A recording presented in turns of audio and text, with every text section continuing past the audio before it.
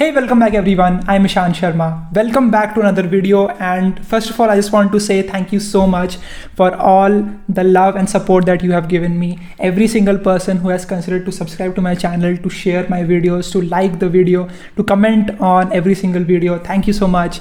And I'm just deeply grateful for every single one of you guys. Okay, and so recently I did this community post on my YouTube channel where I asked you to just ask me whatever you want to, and you guys asked me a lot of questions, as I can see in my screen right now. So I'll just be answering all of those questions. This video might be long, but make sure that you watch this video completely because I will also be announcing the giveaway, and that one will be really helpful for all of you. Okay, so make sure that you watch this video till the very end, and with that, let's get started with this video.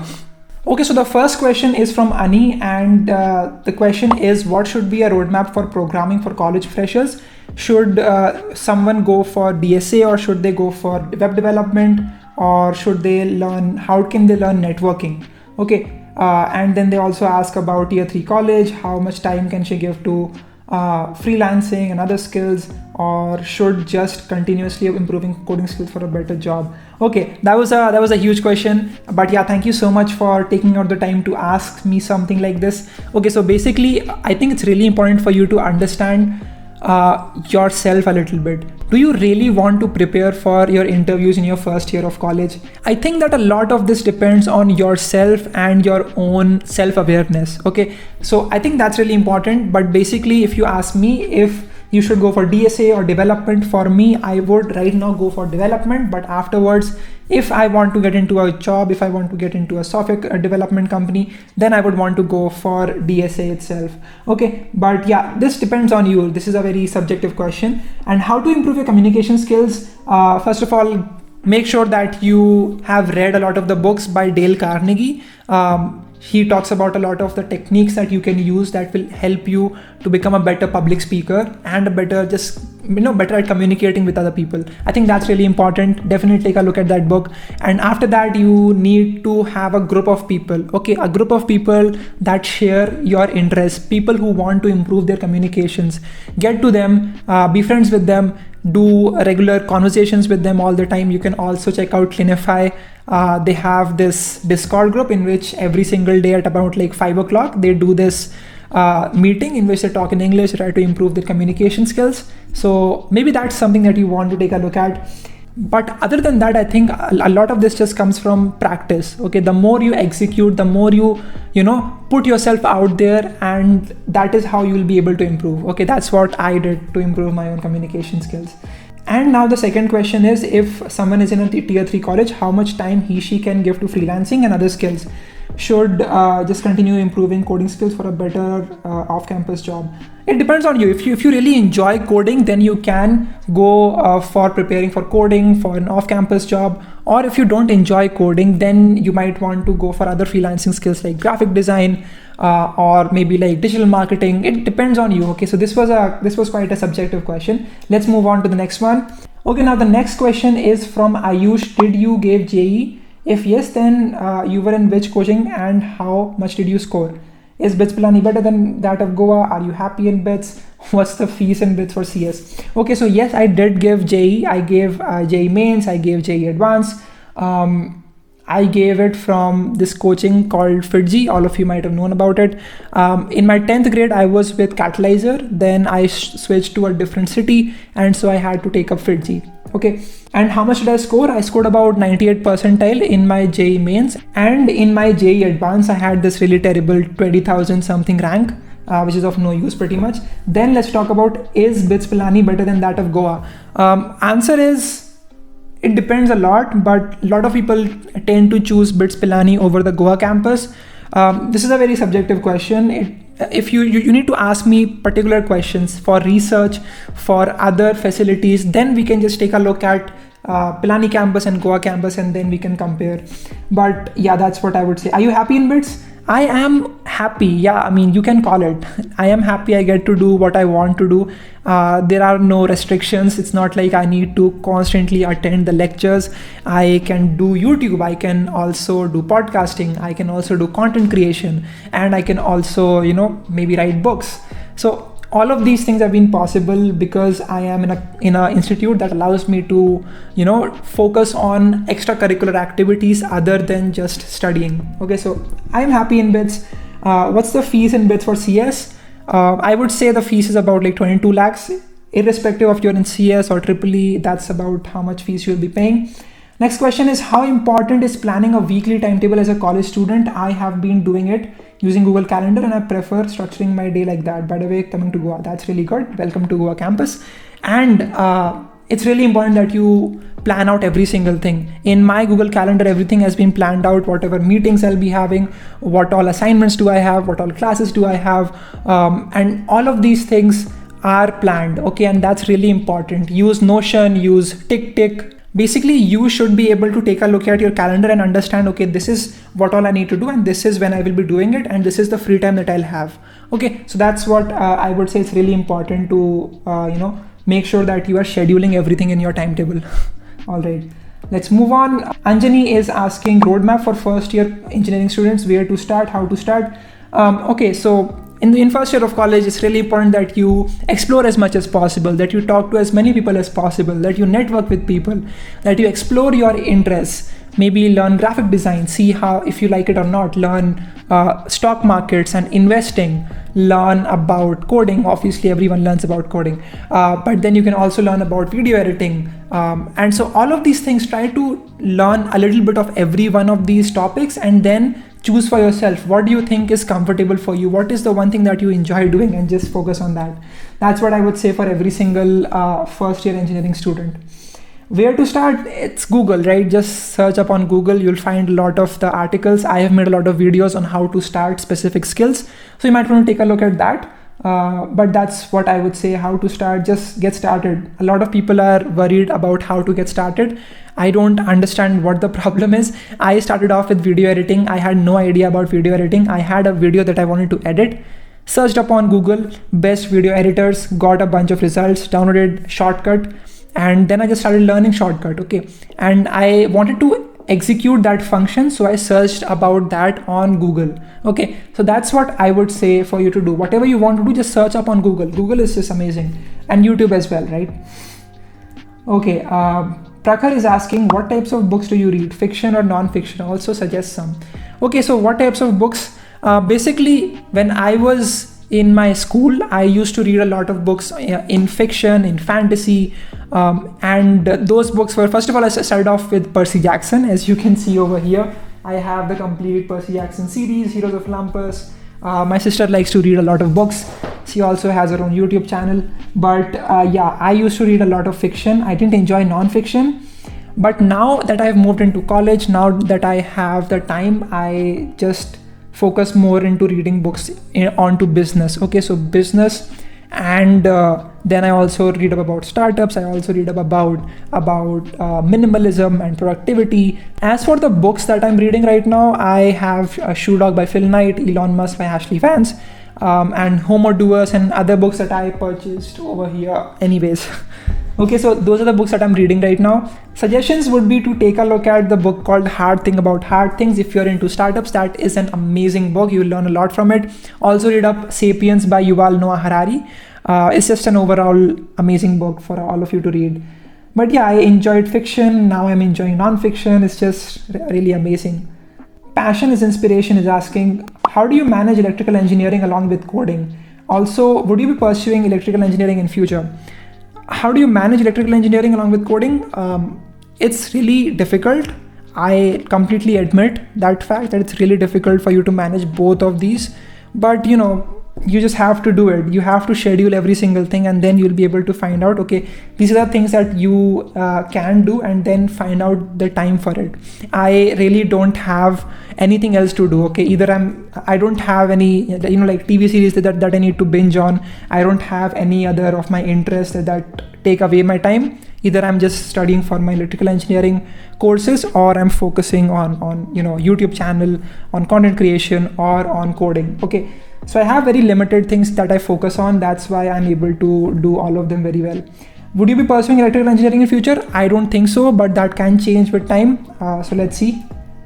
Okay, Rishikesh Joshi is asking, sir, I'm pretty good at C++. Also, I do computer programming, but I don't know anything about open source contribution. Even I don't know what is GitHub. Right now I'm in third year semester. Okay.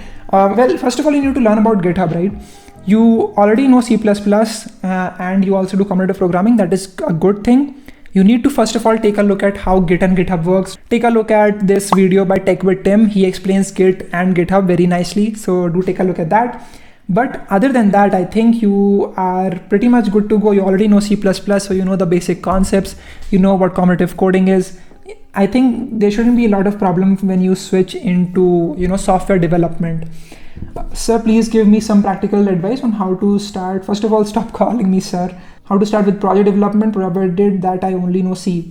Okay, I would say that you can learn about C#, which you can use to create some games. So that's something that you can try out. But yeah, that's what I would say. Sanket Kumar is asking, what is the story behind writing Crush It on LinkedIn? What kept you motivated to write this piece? Okay, so the story behind writing my book was to just help a lot of you people. I know no one really cares much about LinkedIn, at least in the first and second year of college, but that is why I think it's really important for me to point out what this platform can do for you. That is the reason that I started my own book, and I completed writing it in July. And I released it at about 10th of July, I think, right? But yeah, that is the giveaway, right? So now I want to announce a very special giveaway for all of you. If you are watching this video till this time, thank you so much. And about the giveaway, I am giving away 400 ebooks of my book. Okay, so the top 400 people who will click the link in the description will get the book. Okay, so go take a look at the description. You'll find a link which says get this book for free. Basically, I'm offering my book Crush It on LinkedIn for free to all of you. Go take a look at the book. It's really important that you understand what LinkedIn is. This was my first book, so if there are some problems, if there are some issues, I'm really sorry. Make sure that you review my book on Amazon. Just give me your raw thoughts. Okay, that's what I would say. All right, but yeah, I just wanted to help as many people as possible. Let's see. Nishal Kumar is asking how a student of tier 3 can grab an off-campus placement. Please make a video on it. Okay. It's basically all about networking and making sure that you know data structures and algorithms, right? That's what's required. How much time it takes to become great at coding? Well, coding, like any other skill, requires you to put in a lot of time and effort, and it takes a lot of time. Of course, if you've read the book by Malcolm Gladwell, basically coding will take you about 10,000 hours to become the best, okay, the best in the field. But the reality is you don't need to be the best if you want to just get a job, or if you just want to, start freelancing. I would say it's not about the hours that you put in, it's about how focused you are in the hours that you are, learning coding. Okay, that I think is more important to understand. It depends from person to person. Maybe you are just not focusing enough, and because of that a lot of your time is getting wasted. Or if you are focusing, then it will be very quick for all of you to pick up coding and programming languages. So yeah, that's what I would say. Then Zahak Kapadia is asking, what's your dream job and where do you want to live in the future? Well, the thing is, I don't consider a job to be in my dream. Okay, that's what I think. There is no such thing as a dream job for me. Jobs are not my dream. And where do you want to live in the future? I don't know. I mean, I haven't really thought about that yet. I think whatever place is better for me, that will allow me to work properly, I'll live over there. Right now, I'm living in Pune, and this is a very peaceful place. So yeah, I enjoy staying over here. Nathan is asking, what editing software do you use, and is it free or is it a purchased one? Okay, so I use Shortcut. Shortcut is very simple to use, that's why I use it. I have been editing videos on it for such a long time, and I have edited over more than 300 videos right now, and it's just incredible. It's very simple to use. It's like a light version of Adobe Premiere. I do know how to use Adobe Premiere, the basics of it, I know that. But yeah, that's what I use. I've been using it from 2019, so I've learned a lot about how to use that software. Okay, it's completely free, by the way. Shortcut is completely free. Then we have Harshita is asking, projects you have done till now in college. You can take a look at my GitHub profile and my LinkedIn profile. I have listed all of my projects, but basically they are in web development and into using Python to create some games, or Python to create some machine learning models. Okay, now Gautam is asking how many hours do you sleep? I sleep about 7 to 8 hours. Sleep is really important. I do not cheap out on sleep. But yeah, that's what I think. Yeah, previously I used to sleep very less. I used to sleep at around like 5 hours, 6 hours, but now it has definitely increased. Okay, Aditya is asking, are you planning to participate in MLH and GSOC next year? If yes, on which domain are you going to work on? Data science, web development, Android? Okay, currently I don't have plans to participate in GSOC or MLH as of now, but if I would, then I would be taking part in web development. Okay, that's what I enjoy doing. Data science is good, but I prefer web development. All right, tell us about your journey to BITS and in BITS. So my journey to BITS was pretty strange. I didn't want to go to BITS. I had the dream to get into IITs like every single person. That obviously didn't end up happening. So I got into BITS. Okay, I prepared for like 5 days. I just ordered a book from Amazon and solved a bunch of the papers and gave the exam, got about 330 and got like minus 40 marks for negative marking. But yeah, that's how I got into BITS. And in BITS, this journey has been really productive for me. I've learned a lot from my peers. And I think the most important part of being in BITS is the network that you get to interact with. Okay, I think that's really amazing. And of course, the Goa campus in itself is just really beautiful. Okay, I really miss the campus. Okay, Isha Patel is asking, is coding really for everyone? Will you please elaborate on this? I think that coding is for everyone, granted that everyone enjoys problem solving and coding. Okay, a lot of people are in here only for the money, which I think is just not a good approach. If you enjoy it, then it's definitely for you. And a lot of people will end up enjoying coding.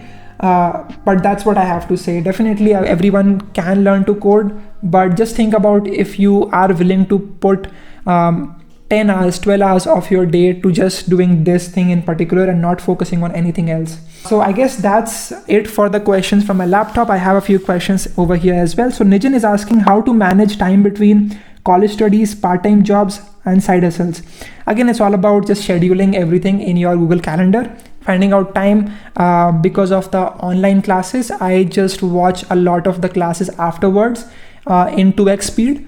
Okay, so that means that I save half of my time, and that half of the time goes into just, making videos, doing freelancing and other stuff. Others is saying how I started my channel, how I think about my content. Well, I started my own channel because I wanted to just share my journey. Okay, it was December of 2019. I was watching Gary Vaynerchuk, and he just motivated me to, just document my journey, start a podcast. Started the podcast, but I found out that no one in India knew what podcasting is. So as a result of that, I had to put my podcast on YouTube. And then to increase the number of views on my podcast episodes, I started creating videos wherein I'm just talking to the camera. Okay, and that evolved to me just making videos for YouTube specifically. Okay, so that's my journey. That's how I got started with YouTube. How I think about my content? Well, I take a lot of feedback. I do a lot of stories on my Instagram wherein I just ask people, hey, what do you think I should make in the next video? What should I talk about in the next video? That really helps me out a lot. But yeah, that's what I do. Everything is based upon feedback. It depends on what you want me to make. Okay. Then Shubham is asking, entered college, give some tips to improve communication skills in English. Okay, yeah, this is really important. A lot of you guys are not comfortable with speaking in English. It's completely understandable. Our mother tongue is Hindi, so that's what we've been speaking our whole lives. That's what we understand the best. But if you specifically want to learn English, and it's really useful if you learn English, first of all, I would say that first of all, make sure that you are listening to podcasts and you are learning new ways to communicate yourself. Okay, then also make sure that you are reading books and actively reading the books. Okay, not just just taking a look at whatever is written. Actually understand every single thing. If you understand every single word, you increase your vocabulary, and then you can use that word after you have read the book. Okay, so it's really important. It will only come when you will apply whatever you've learned. Okay, so read the books, listen to the podcast, listen and watch the TV shows. But at the end of the day, you have to go out there in front of people and talk to them. Okay, that's how you'll understand how to properly communicate yourself in English. Okay, the one is asking Discord community. yeah, so a lot of you want me to create this Discord group. I really want to do it. I don't have any objection. I want to make a group, but I just don't know how should I make that. How should I make it unique? Okay, there are other groups as well. There is the Avalon Army, there is Tenify. I just want to differentiate myself if I'm doing something. So that's what I think. Let me know in the description what do you think about this. What should be the topic? Why should you go to my community on Discord and not any other community? Give me that answer and I'll surely answer you back. Thank you so much for watching. That's all the questions that I have gotten. If for some reason I was not able to answer your question, don't worry. Make sure that you send me a message on Instagram and I will surely reply. Okay, thank you so much for watching. Thank you so much for supporting me. Make sure that you get your free ebook of the book that I have written, Crush It on LinkedIn. Link is in the description. Go take a look at that. And yeah, also make sure that you follow me on Instagram. I post there pretty much daily. Thank you so much and I will see you all in the next video. Bye-bye.